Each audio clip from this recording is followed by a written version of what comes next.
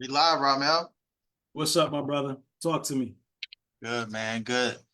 What's going on, Fleet Connect Facebook group? I'm Calais Poteet. Today we got a special guest on. This man has definitely changed the trucking industry. His podcast has been the pillar for most of everything that I've been doing. So I want everyone to kind of welcome Mr. Rahmel Wattley. 5 years ago, I was just a guy with a notepad. I was watching trucking videos 3 a.m. in the morning.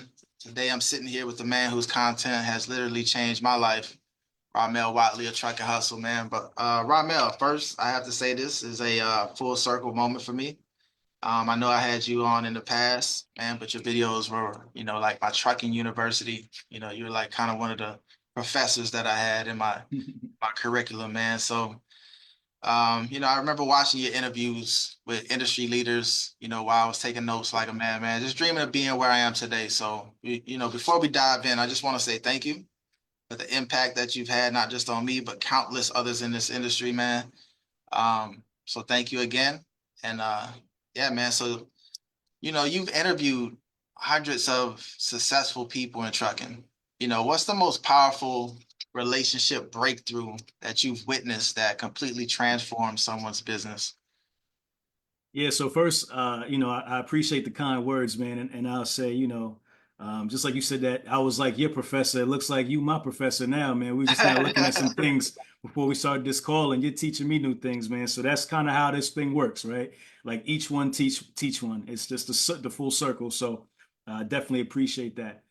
So to your question, you said what was one of the most just repeat it one more time so I make Yeah, sure yeah. I can. Yes, you've got hundreds of episodes online on YouTube, and you've Sure. interviewed hundreds of successful people in trucking. What's that most powerful relationship breakthrough that you've witnessed that completely just transformed someone's business? Hmm. It's a good question, man. I think this industry in general is relationships, right? So if even if I can't speak to a specific person or a specific situation or scenario, I think that business in general is all based on relationships. I always say it's not what you know, but it's who you know. I mean, I could just point to my own career, whether I was working in corporate America or, when I started my business in 2015, a lot of the opportunities that I had were because of relationships when I was working at different jobs. I never really even did a full resume. Like I never had to because there was always somebody kind of pulling me up and saying, "Hey, we got an opportunity over here. Come on over, check it out." And I was always able to kind of come in through the back door because of relationships. And when I got started in business, I was able to get my first contract because of relationships. So I think that I could say personally, you know, relationships are the key. Have seen many people talk about different situations and scenarios where relationships played a really key part in, getting them to the next step. And I can't think of one exactly from the podcast right now. And as we talk, something will probably come to mind, but I'll just put that on the front is, relationships are everything in business and whether it's transportation, logistics, or whatever business you're doing, you have to make sure that you're forging good relationships and you're cultivating them and you're taking care of them and you're making sure that you take care of the people that you build relationships with. No, 100%, man. Definitely had to kind of learn that the hard way. Relationship building in trucking. I think just starting off, I didn't really understand the nuances of how to actually make relationships in trucking work. I think when people just get in, they're more transactional a lot of times, which could definitely hurt um, as you're learning, going through that learning curve, man. But I know we were diving into some tech stuff. In an industry that's increasingly tech driven right now, many forget that this is still kind of like a people business, right? Can you For share a sure. time when, just that human element, that connection between real people, saved the business that technology alone couldn't fix? Yeah, so to your point, this industry is very antiquated. It still is, right? Where we're finally starting to catch up and tech is starting to play a major role in the industry, and anybody who doesn't adapt to tech is going to definitely get left behind. But you always have to have some sort of personal touch, right? And that could be, I guess if I could think of a situation for myself, personally, is having that personal touch. I mean, in a lot of cases, man, if you know, I ran a staffing business for many years, right? And there's been times when things have gone completely wrong with drivers, or scenarios where drivers did things that could have gotten me kicked off of a contract, right? And at that point, technology can't save you, right? It's like you have to have a good relationship, you have to have a good resume, a good, you know, kind of um, um, something to where you can say, hey, listen, my track record is proven, right? We've done good work, we've done good business, and you know, based on that, you know, there should be a path forward here, right? So you have to kind of leverage those things in those times, because it's not about the tech, or it's not about it. It's about the relationship. It's about the human aspect of the business at that point. So I think in those kind of cases are when you have to really leverage that kind of personal touch. Yeah, got it. Got it. And if you guys are watching live right now, just put live in the comment section. If you're watching the replay, definitely let us know that you're watching the replay. We'd love to know where you guys are tuning in from. I know Rahmel definitely has something he wants to drop at the end, so stay tuned to the end in order to get access to that. I think that's going to be super valuable for you as well. But I'd love to just get real for a moment, Rahmel. You know, this Let's do it. Let's talk. be super brutal on relationships, you know, both personal and business. I'd love to know what was like your lowest point emotionally in building Truck and Hustle, and how did your relationships either carry you through, or need to be rebuilt afterwards? Hmm.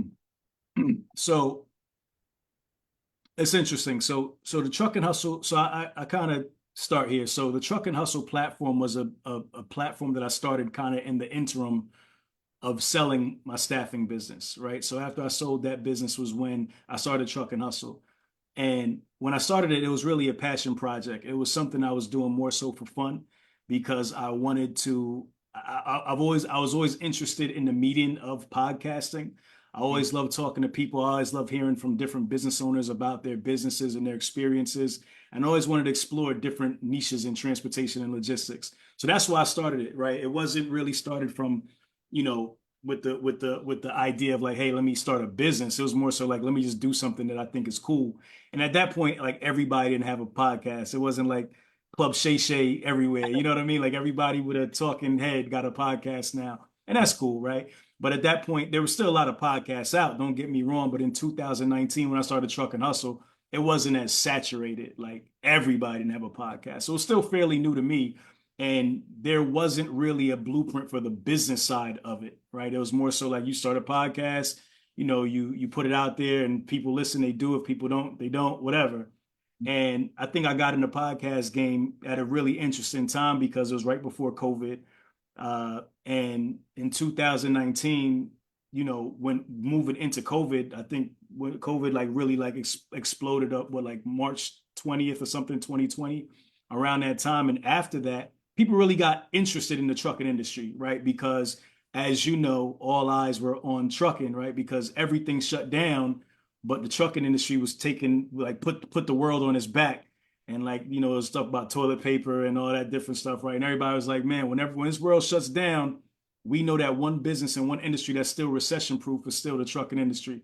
So a lot of people started looking at trucking industry as an opportunity, right? Number one, and this number two, they started like giving like the props to the trucking industry that it's always deserved, because it's always been the backbone of this economy. Um, so in building it, you know, from the beginning, I guess from a business standpoint, there wasn't really much thought around the business of it. I was just kind of more so building it to just make connections, have fun, tell stories, and just kind of see where it went. And then as you start to build it, you start to build an audience, and things start progressing, and then it turns into a business, right? Because now people want to get in front of your audience, and then people are like, hey, man, we'll pay you for sponsorship, or, you know, different things like that. So now you start figuring out like, hey, I have an audience here. How do I monetize this? Because it's like, it's kind of like getting thrown at me. I got to figure out what this is going to look like.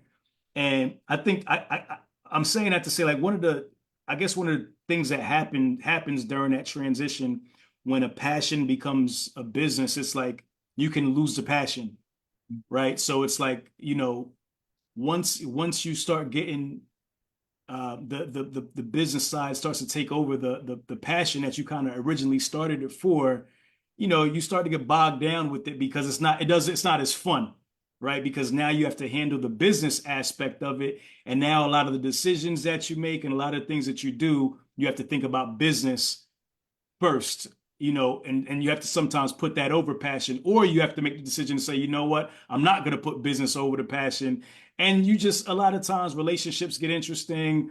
A lot of times the decisions that you have to make are hard, and it's not as fun as it was when you first started. So I've felt myself, in different times throughout my journey with Truck and Hustle, feeling like, man, do I still want to, do I even feel like doing this anymore? You know what I mean? Because once you start kind of getting into that place to where the business starts to take over, it's not as fun anymore, right? So even though there's opportunity in the business and you can make money and so forth and so on, you can very easily lose sight of why you began or why you started it. So it's always been something for me to try to make sure I keep the passion and keep the reason why I started it at the forefront, and make sure that I don't get caught up on the business side of it.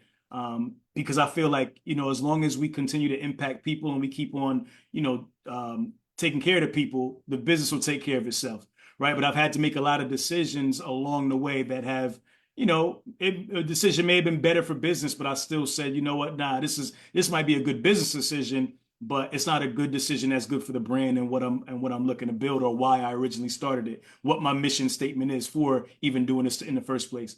So I think, as an entrepreneur, sometimes, like especially in this space, like in the media space, it can get dark, because when those kind of lines start getting crossed, you have to kind of juggle those two things, and it can get a little interesting. Wow. Okay. Yeah, I could definitely relate to that, man. There's been some times where I definitely felt like I wanted to get out of trucking. Um, something that kind of really felt like a game changer for me, kind of almost turned into maybe one of the worst things I ever did. Hmm. But I did not allow that to, stop me, man. And I know it's a lot of people that might feel like that. So, I'm pretty sure there's many viewers right now just feeling isolated in their trucks or their offices. They're grinding but don't feel connected to that larger industry. Yeah. What's your advice for someone who feels like an outsider that's trying to break into, you know, the established trucking community? How do they make that first meaningful connection? Hmm.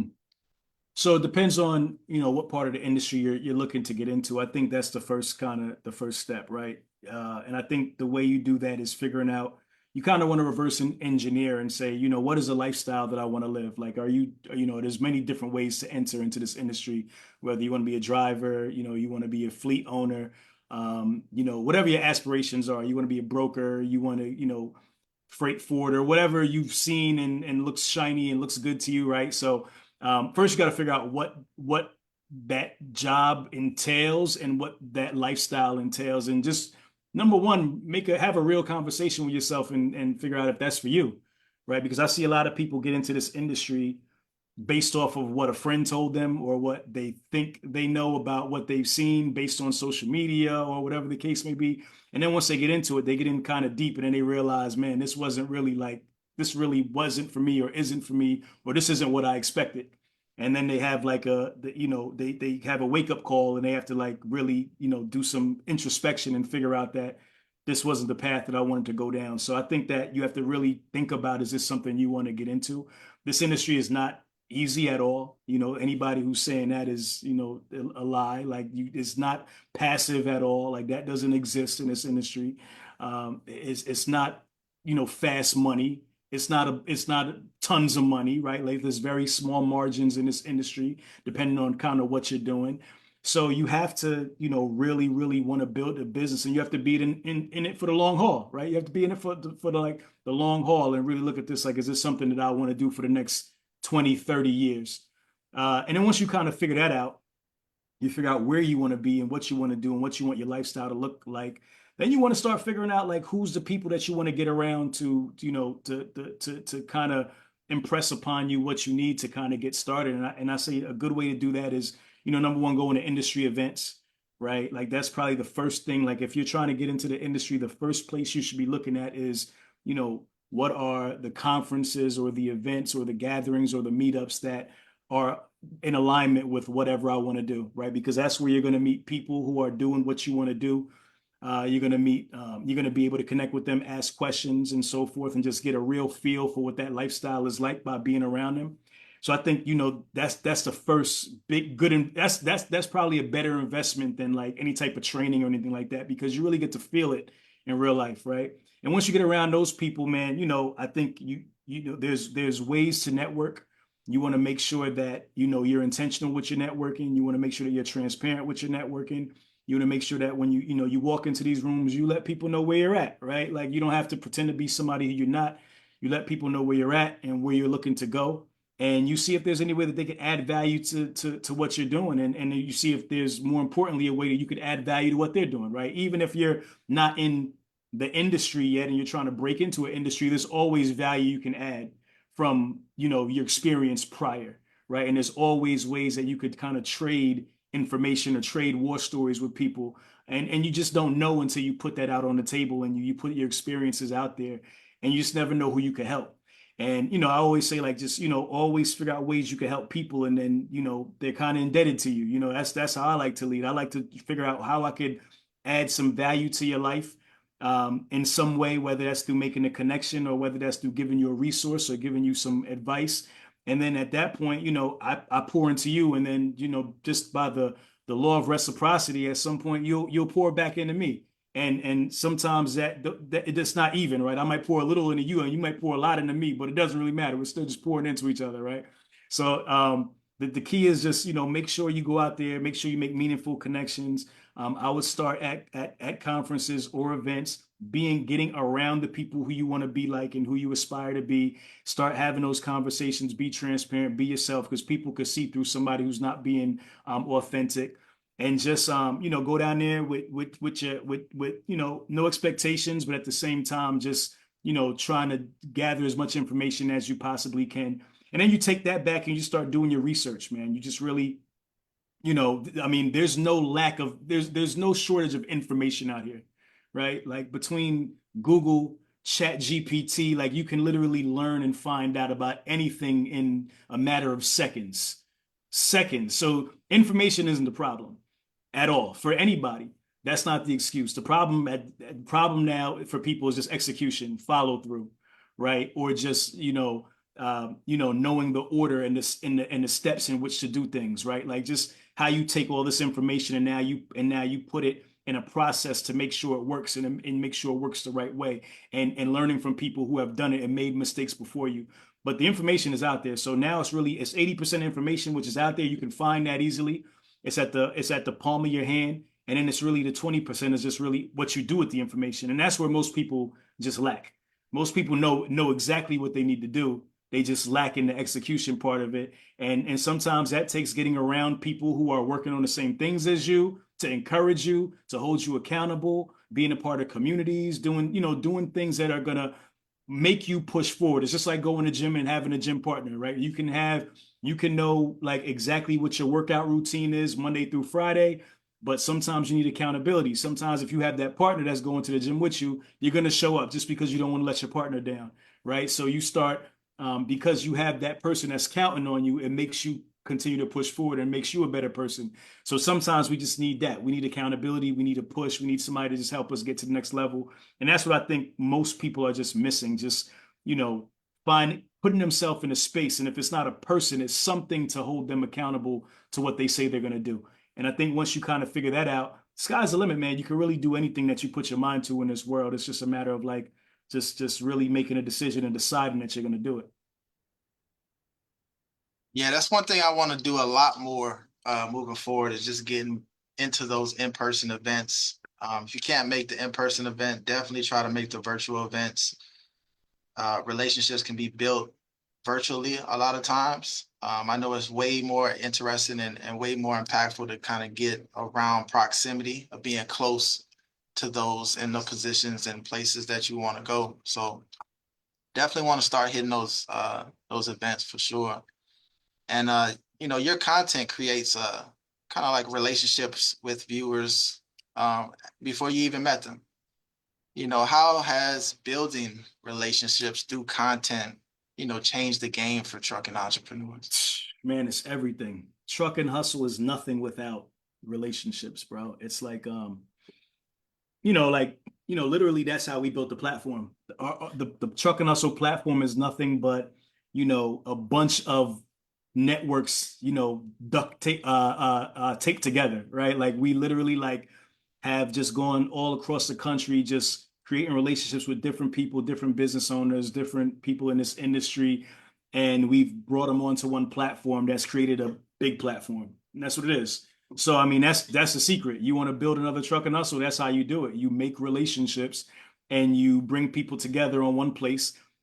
The value that I bring to people is I'm able to tell their story. I'm able to shed light and share what they're doing. And people, especially in this industry, there wasn't really a place to share like these stories, right? A lot of times in a lot of blue collar industries, they're not featuring us, everywhere. They're not featuring us in the magazines and all these media outlets and so forth. So Truck and Hustle kind of became that. Like we became like the Grammys for the industry, right? So it's a place for you to tell your story, to be able to shed light on how you built what you've built, and really just we give people their flowers, right? Like we give people the stage to say, man, like what you did is amazing. We appreciate you and thank you, and then you get a chance just kind of pay it forward and help somebody else who's watching. And that's what we've done, man. That's really been the secret to our success is, you know, just making, creating a network of networks is really what Truck and Hustle has become. So, what I really love about the platform is that, and this is really intentional, like, we've showcased business owners who, are, a year to 2 years in, to business owners who are at, $250 million who have been in the business for 30 years, right? So it's building a bridge to where the commonality between those two business owners are two things. They're both entrepreneurs and they're both on Truck and Hustle, right? Everything else we throw at the table. So it's like people can learn from anyone at any stage of their journey, right? So just because somebody is newer and they're just getting into the industry and they're still learning, they're going through those growing pains and so forth, doesn't mean there's not an audience that can learn from them. And it doesn't mean that even people who are established, who have been around for years, can't learn from them. They say, like, you're into recruiting just like I am. They say when a driver makes the most mistakes, like a CDL driver makes the most mistakes, are two times: when they first get their license and when they've been driving for like 30 plus years, right? Because obviously when they first get their license, they're a beginner, but when they've been driving for 20, 30 years, they get complacent, right? So it's like now there's complacency there where you can make a rookie mistake because you think you know so much that you stop doing the fundamentals that you learned when in all your years and experience of driving, right? So that could be dangerous as well, just being complacent. So yeah, so I think it's important to learn from everybody. And one thing that I think I love about the Truck and Hustle platform is we make it a point to be able to learn from everyone. So when you go on our platform and you look at these stories and you talk to these business owners, you can see somebody who just got started and we're talking to them about, how was it getting your first truck, right? Last year. And then you can see somebody who's been in the business for 15, 20 years and has built something that's really established. And we could talk to him about how, looking back, how was it then? And, what did you learn, that you could, with that you have done differently, if you were talking to your, 20-year-old self or whatever the case may be. So that's what I really enjoy about these interviews. I get to kind of talk to everybody and really just get different perspectives, from people who are at different stages and at different parts in their journey. And that's pretty cool. That's really cool because I get to kind of take in all this information, and you hear a lot of you hear a lot of themes that are just really common in everybody's story, right? Like across the board, regardless where you're at. And it's interesting how much more we have in common than we have not in common, right? So that's a pretty cool thing. Gotcha, man. No, that's cool, man. Yeah, I love to hear people's stories and hear different perspectives. So the insight that I know you've probably witnessed throughout the couple of years, man, has definitely made a huge impact on your life and how you continue to help people moving forward. One more question because we do have a hard stop at 2:30, but if you guys have any questions, put them in the comment section. I'll be on, I'll answer questions until you guys don't have any more. Last question though, Ramel, and I definitely want to help you get some announcement out that you have some things you've been working on. So just looking, 5 years ahead, if we could just kind of move 5 years ahead right now, how do you see relationship building changes being made in trucking? And like, what are some new skills or approaches that might be essential as the industry evolves? Well, I think that, obviously like we're becoming more social just as the world is becoming more social, we're becoming more connected than ever, right? So, you know, like transparency is like at an all-time high because everybody is on Front Street. Everybody's profile is out there. Everybody's information is easily accessible. You really can't hide behind much anymore, right? Everybody can find you, know what you're about, know what you did, know what you're doing. We can predict what you're gonna do next. Like it's just crazy, right? So um, it's interesting because I think that in an age where people feel like we're becoming more disconnected because of the fact that we're more connected, which is like a weird way to say it. It's like because like that in-person kind of interaction is like fleeting now because now everything is so virtual and we're becoming disconnected in that way. I think that in time there's going to be a longing for that connection again because people are going to feel very disconnected and I think that's going to be important. I think like there's going to be like an anti AI age coming really soon where people are going to just be longing for more connection and figuring out ways to get in front of more people because that's going to be a lost art soon, right? Because we're kind of heading towards that. Like, we're heading towards like the Matrix where we have like our Oculus goggles on and we're all like in a pod somewhere and like, nobody is we're not outside anymore, right? And that's a problem because I think like we need community, we need to be around people, like that's all a part of the human experience.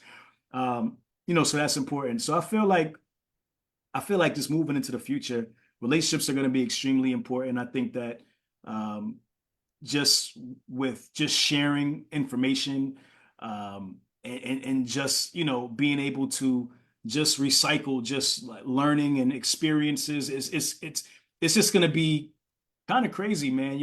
And people are going to be in a position to where you could just get access to just so much, so much, so much, but you just have to figure out how to decipher what you need and what you don't. Like, chew the fat, chew the meat, spit the bones out because it's just so much information. I mean, right now you go on your phone or whatever the case would be, we're just taking in so much, so much, so much so fast.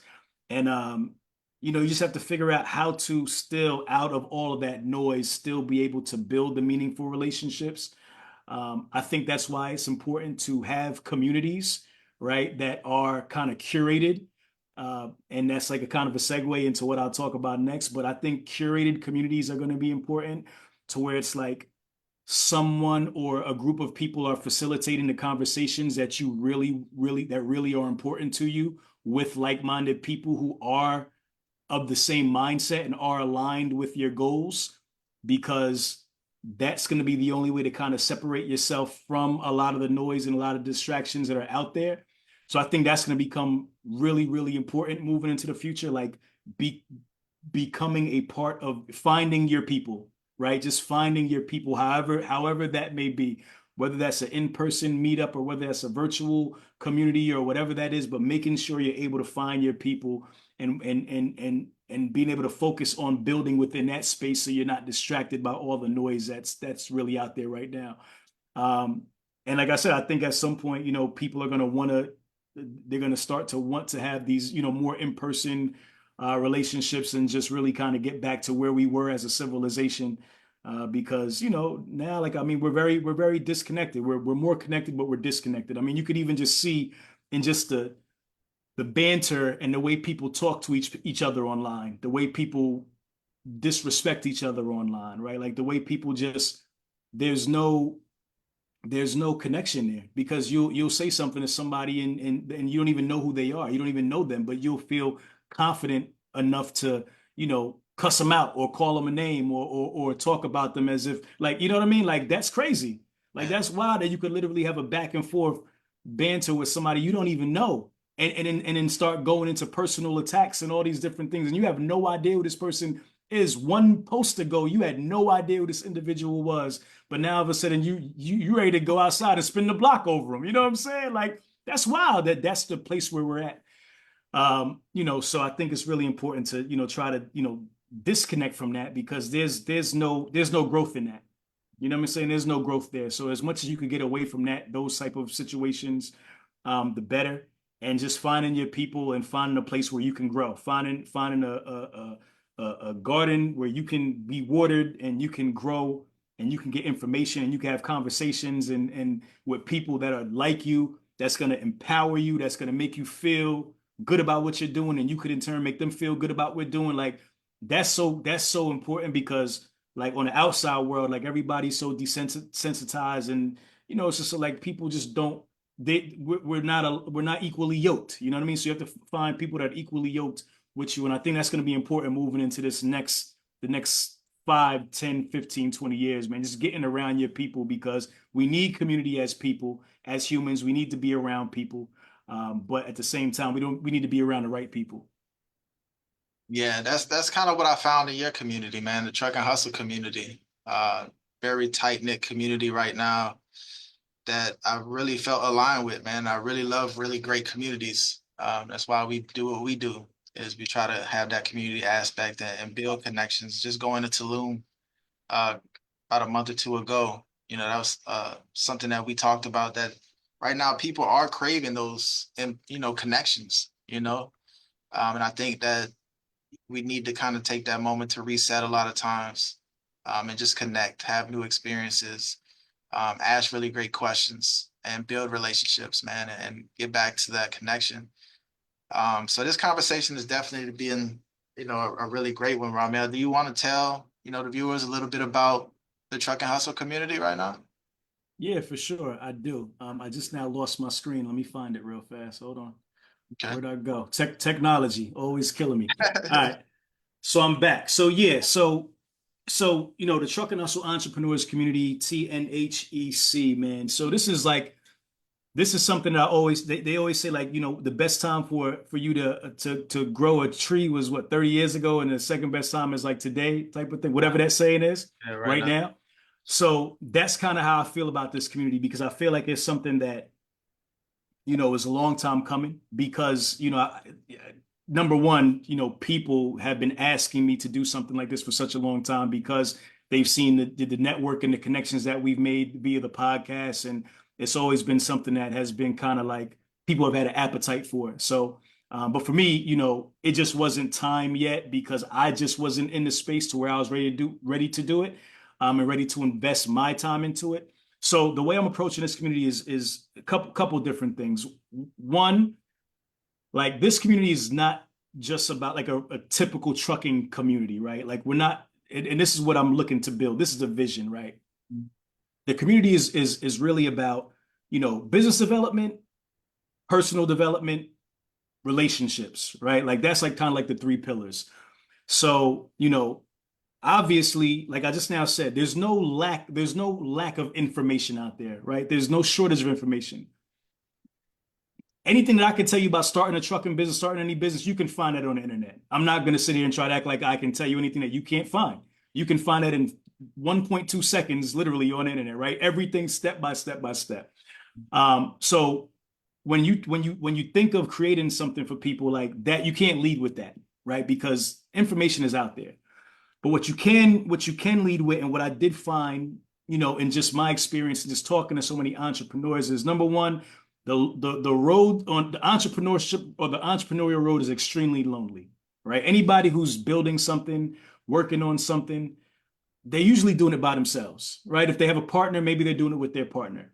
But it's a very, very lonely road, and there's so much that you go through emotionally, that takes a toll on you, that you just have to be able to just kind of work through. And you need people around you that are kind of going through the same things. So I think it's very important to be part of a group of people who are going through the same things as you, so you can kind of use them as a sounding board to kind of vent, talk about what's going on, and they could understand, right? And also just be able to bounce ideas off of, and just like talk about, hey, this is what I'm going through. What do you think, right? So forth. So I think that's extremely important. Two, I think, a lot of entrepreneurs, especially in the early phases, there's a lack of planning, right? There's a lot we want to get these businesses started. We want to get to our goal or our endpoint or final destination, but a lot of times we don't plan. And the reason that we don't plan is because once you kind of get the business started and you fall into operation mode, it's very difficult to go back and do and lay the right foundation. If you didn't lay the right foundation from the beginning, it's very hard to go backwards and do that work because now you're caught up in ops. Once you get caught up in ops, you get caught up in drivers, you get caught up in compliance, you get caught up in brokers, you get caught up in this and that, or every problem that's hitting you calls at 3 a.m. in the morning.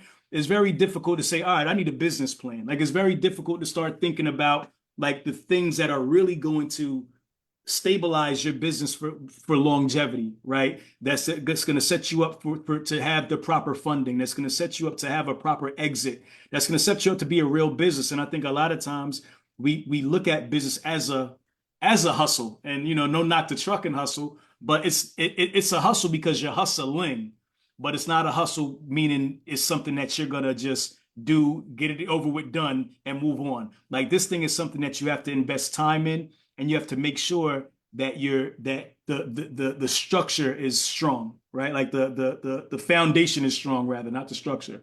So I think that with the community, what we're looking to really do is build a great foundation under all the entrepreneurs that are a part of this community, right? So if there's places where you lack or things that you forgot to do or things that you just haven't had time to do, we're going to make sure that we're reminding you of those things and we're putting you in position to, get these things done, right? Like make sure that you're set up and we're setting you up for success.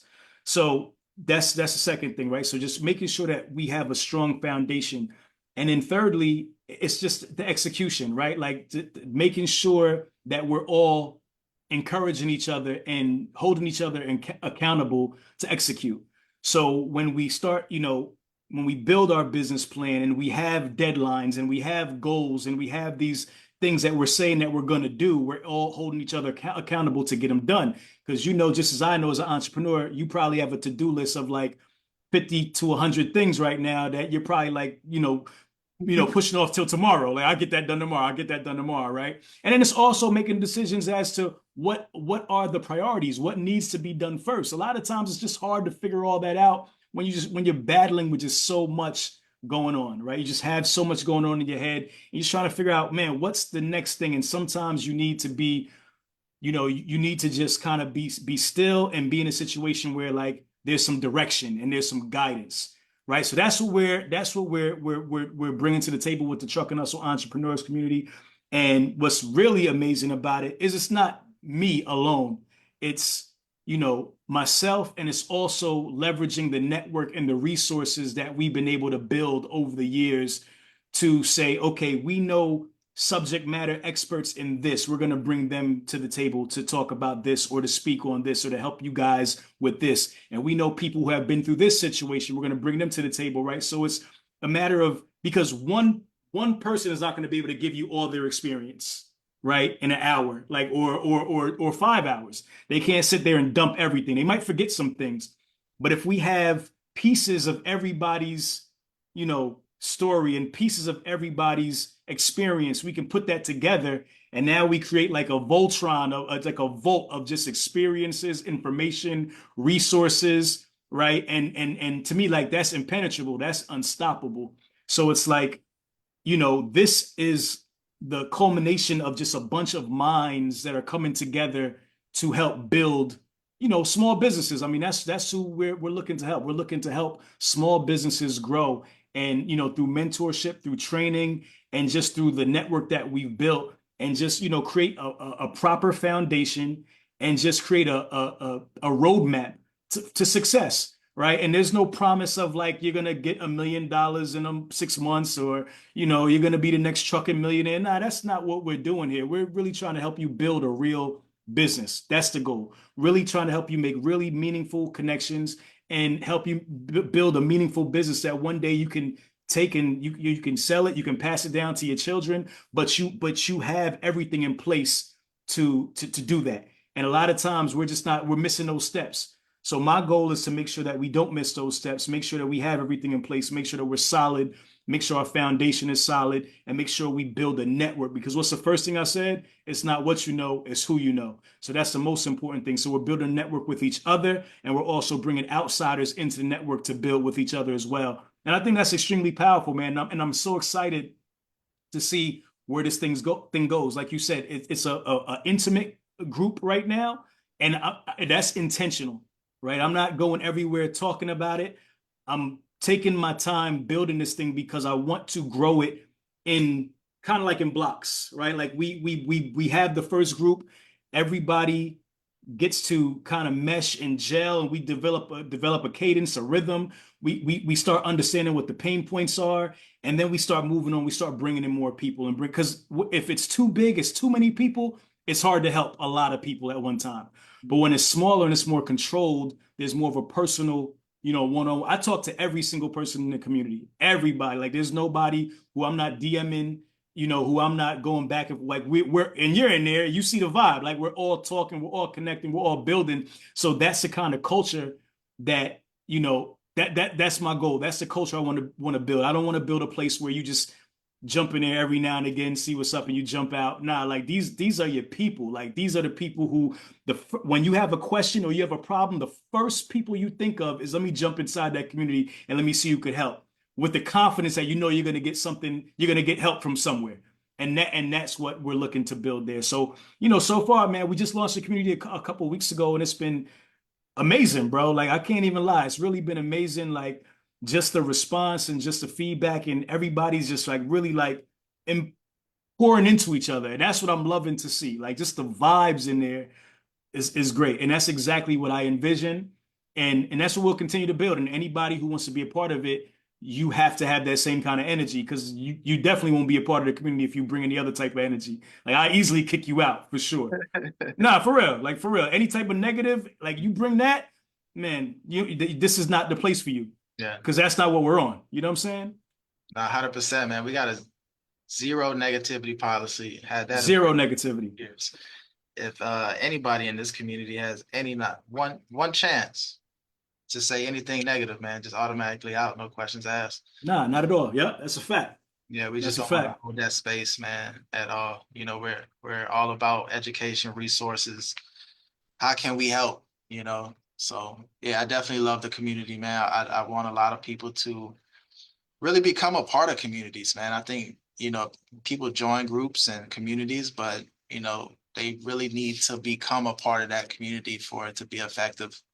Again, that goes back to the execution, taking action on the networking aspect. If you can't get into the real world room, get into the virtual room, get into the virtual communities, become a part of the community, become a voice, ask questions.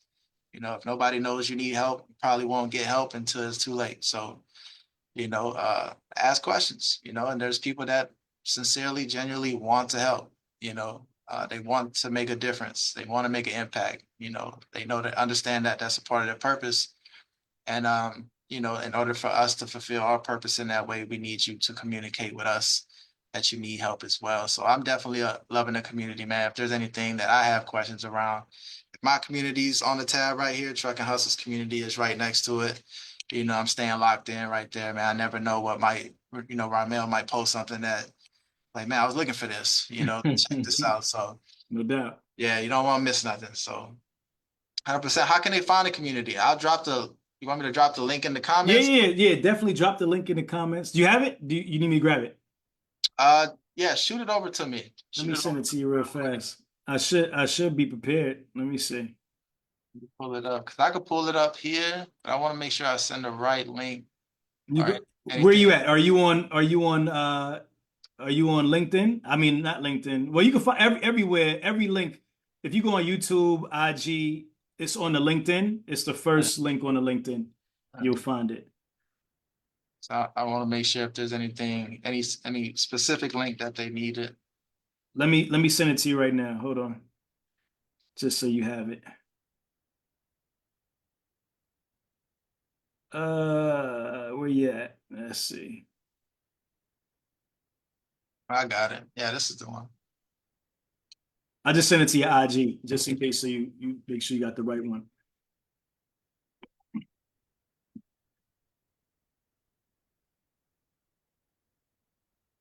Gotcha. All right, you guys check this link out. I'm gonna put it down in the comments section. Yes, sir. Yes, sir. I appreciate that. Absolutely. Anything else you want to leave them with? Any last words, Rahmel? Um, man, just stay encouraged, man. You know, just stay encouraged. Whatever it is that you're working on, whatever it is that you're doing, whatever it is that you planned, you know, just keep on pushing through day by day, brick by brick. It's not easy, and it may not ever get easier. But you know, you only have one life, man, and you know, you want to live the life that you wanted to live. You know, so go after your goals, chase your dreams, and don't let anybody tell you you can't do something that you put your mind to. So I just encourage everybody to just keep on pushing. And man, if you ever need me for anything, you could feel free to reach out to me on any platform. I'm probably most responsive on LinkedIn. Uh, probably second is my personal Instagram page. I don't really respond on the Truck and Hustle Instagram page, so because I'm not on there as much. So that's kind of like the business page. So yeah, my personal LinkedIn or my Rahmel Wattley page on IG. Hit me up there. Anybody, man. You just have a question. You want to say what's up. You want to show some love. I'm cool with all that, man. I love to talk to y'all and see what's going on. So, and I appreciate you for doing this, Calais, man. This is cool, man. You've always been a huge help, a huge support. So I thank you, man, and I wish you much success, man. I think we may have to think about some things we could work on together because I think I could add some value to what you got going on as well. So appreciate you, bro, for sure. Thank you for doing this. 100%, Rahmel. I received that, man. Yeah, I definitely done a lot for me, man, without you knowing it. So, any way that I can help out, man, just let me know for sure. Yes, sir. Yes, sir. All day long. Gotcha. Well, I won't hold you up too much longer, man. I know we went over time a little bit. I'm sorry about that. It's all good. I moved my meeting Yeah, to 3, so we good. I figured we okay. was gonna go over a little bit. Yeah. Somebody in the comments said, let me see. Danisha says she feels attacked. Um, She feels attacked. Why? Why does why she feel attacked? do you feel attacked, Danisha? Let's see. It might have. Let's find out. Yeah, I'd love to find out. Let's see, she feels attacked. She might have been a joke. Let's see. Let's pull it up.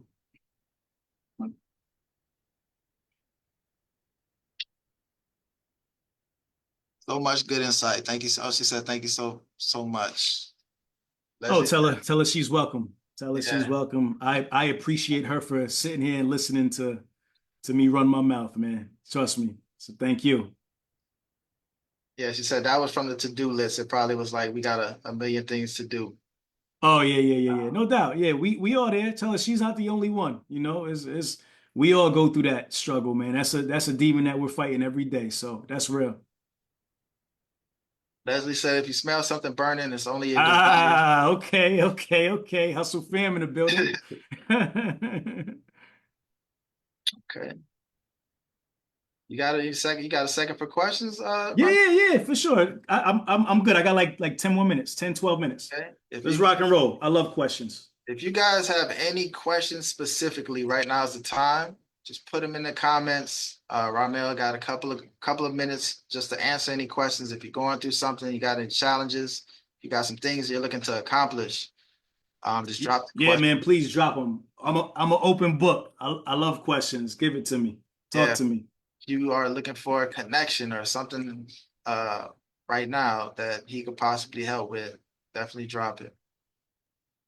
Let's see what we got.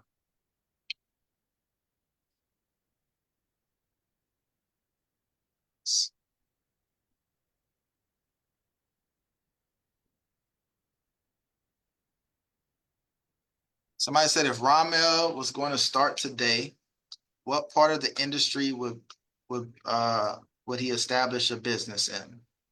That's a dope question. I like that question. Um, so if I was going to start today, um, I would probably get into staffing, right? Because I feel like it's a low barrier to entry, right? So I would want to start a business where I could be a middleman. I could be an intermediary. I don't have to necessarily spend a bunch of money to get started. right? And that could be like an entry point into the industry. So for me, I have a history in driver staffing, right? For CDL drivers. So I would probably, start a staffing company, connecting drivers with carriers, because that's a way for me to make some money without having to invest a whole bunch. And I could also build some relationships. I could learn about the industry, right? I could connect with some drivers there. I could also connect with some carriers looking for drivers, learn about what they do, like their business models, and that could possibly be something that I could replicate or service, in the future. So I would do a business like that. That's low costs, but high return. Now, if I'm now on the other side, if I'm looking to start a transportation business where I'm, purchasing some sort of asset, I'd probably get into last mile right now. Again, not a heavy, the cost isn't as much, right? And just e-com is just booming, right? Like you know, people are always going to be ordering stuff off of Amazon and Temu and Shein and all these places, man. E-com is booming. There's always last mile opportunity. So I think that kind of B to C kind of niche where you're kind of going directly to the end user, to the customer. I think that's there's a huge opportunity in e-com. Well, in the last mile space. So I think that's where I would probably look to get started if I was starting today. One of those two.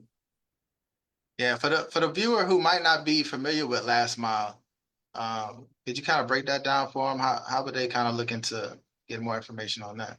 Yeah, so I mean, when you think of last mile, you're thinking of like anything that's going to the doorstep of the end user, right? Whether that's a business or whether that's like a residence, right? So, for example, like you can have a last mile, like where you're doing like furniture delivery or appliance delivery, where you're doing like white glove service, right? So you could start out as a contractor, working with somebody who has a master contract with like a retailer, like like a Best Buy or furniture delivery stores or appliance stores, and you could work with them. You could buy a small truck, right? Non-CDL truck, box truck, and start making deliveries for them. And you could do like, the door service, white glove service where you're putting together the furniture for them. That's a little bit more physically demanding, but it kind of gets you in the game and you get started with not a lot of effort in terms of having to invest a whole bunch of money up front. So I mean, yeah, so stuff like that. Obviously, you have Amazon opportunities. You have like Amazon DSP.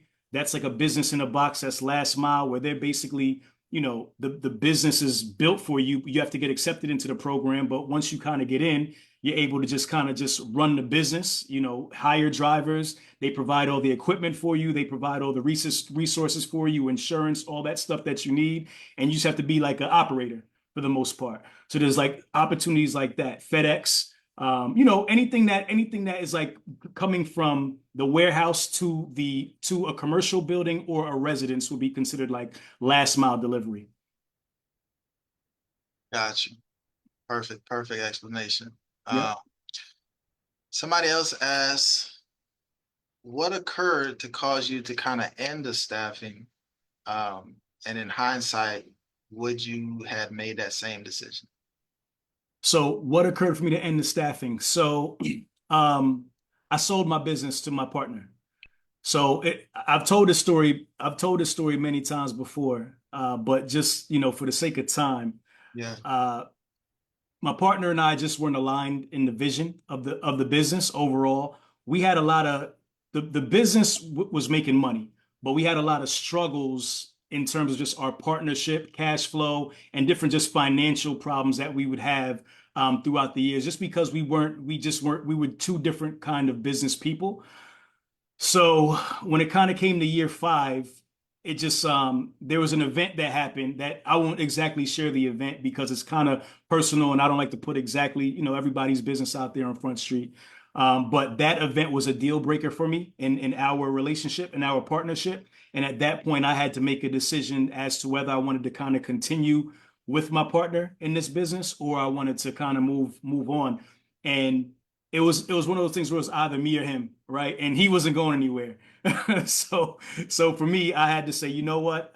I'll leave. I'll allow you to buy me out, and I put myself in a position where I could always start another staffing business. There was no NDAs or nothing like that. I was always in position to continue going. But I allowed him to continue with the business, and it was tough because that business was my baby. Like I literally, like I invested the most of the capital in that business. I did a lot of the legwork for that business to kind of get it up and running and get it started.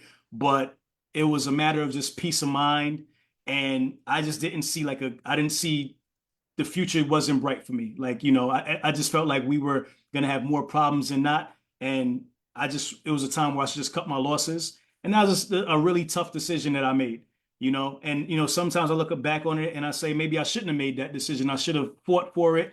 I should have done it differently. But at that time, in the space where I was at, it just felt like the best decision for me. I had been through so much, just financially, just building the business and emotionally with everything that we had gone through.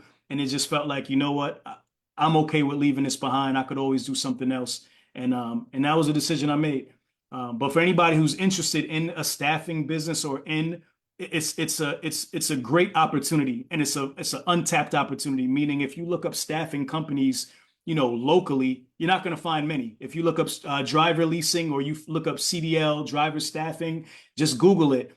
You'll maybe find about maybe 3 to 4 or 5 companies within your area. If you find that, you'll see a lot of the larger companies. You'll see maybe like Centerline or like Transforce or some of the big ones that are national.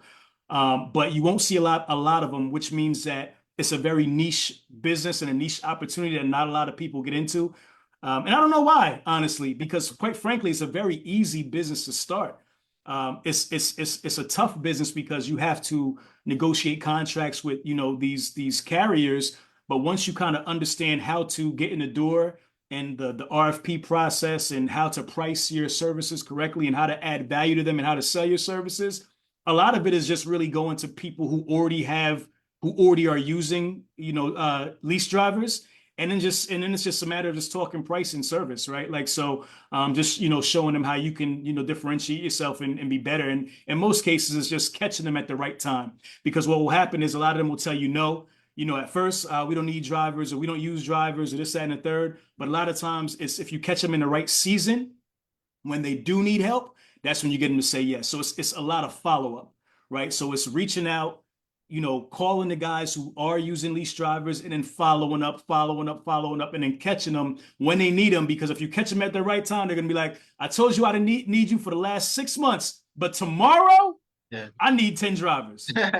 And that's how it goes. Literally, Yeah. like a lot of the contracts that we would get, it was just like that. We would call. And just because of the seasonality of the industry or whatever they were doing, right? They could be delivering flowers, or they could be delivering, they could be like Toll Brothers or somebody like that, right? And just all of a sudden there's this spike and they just need drivers, and they don't have the time to hire or the money to spend to hire and onboard all these drivers. They need these guys next week. So if you stay on top of them and catch them and you have your agreement in place, man, you lock them in when they need them, you strike when the iron's hot. That's when you get in there. And then you just have to perform, do your thing, make sure your drivers are on point, and then you're locked in. Once you're in, you're in. Once you become a vendor, once you become, you're listed as a vendor for them, you're locked in. You're good. You just have to, renegotiate that contract every year or every 2 years or whatever you kind of have in your agreement. But man, and then it's a great way for them to even, we transition a lot of drivers. So we always sold that our service as, hey, listen, we know there's a cost to, hiring drivers, right?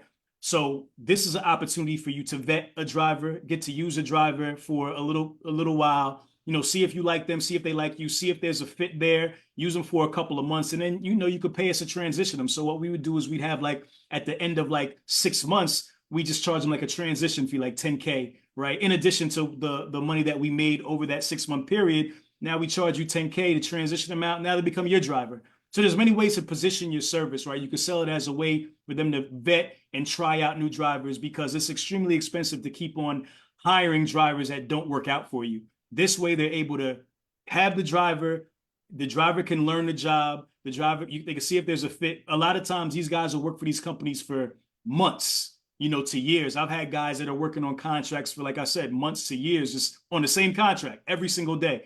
That's when the business becomes passive, because now they're kind of just working as their driver, and all you're doing is sending a time card at the end of the week and just getting paid. And it's a great business because it provides an opportunity for the driver, right? Because the driver usually is a flex driver who doesn't want to commit to one job. They're semi-retired and they don't want to, work in one place. They kind of want to work on their own schedule or work when they want to work, or they don't want to commit to one place. Or you're bringing somebody off the road who's been, on the road for maybe a year and they're looking to transition and do a local job, but they haven't found the right local job opportunity. So you create an opportunity where a driver can have some flexibility, can get some hourly pay, can be home every day, and they could, and also be able to explore different jobs. I mean, our guys will do everything. Like, they're working at, Phoenix Metals one day doing metal. Then they're working at the post office, delivering mail. Then they're, working at Ryder delivering, water and stuff like that on the back of a truck. So it's just you get to get just a variety of different opportunities and jobs, and so it's a win-win for everybody, man. And as long as you're paying the drivers good, they'll stay with you, and as long as you keep them working, you know what I'm saying. And ultimately, for the customer side, it's just customer service, making sure you communicate, making sure you let them know if the driver's late, if he's running behind, where the driver's at, just making sure you stay on top of those small things. And you'll be good to go, man. And obviously, don't hopefully the driver doesn't wreck or have any incidents or accidents like that. That's important too. But some things that it just happens or whatever the case may be. But even that, when those type of things happen, it doesn't mean that your company will get they'll terminate the contract, because at the end of the day, things happen, right? But it's just a matter of how you respond to situations, and you make sure you have all your ducks in a row in terms of compliance. Your driver's DQ file is correct. You've ran their MVR, their PSPs, their drug testing, their background checks. As long as everything checks out and you did all your due diligence, a company can't say anything, because you did everything that you could do to put the right driver in place. And if anything happens, it happens. They have the same problems with their own drivers, right? So that was a long way to answer a very simple question. But I just wanted to give some more context into the industry Yeah. while I was kind of talking about it. No, I appreciate that. That was a game changer. I've actually been helping Leslie kind of formulate that business model over the past couple of weeks. Dope. Where is she based out of?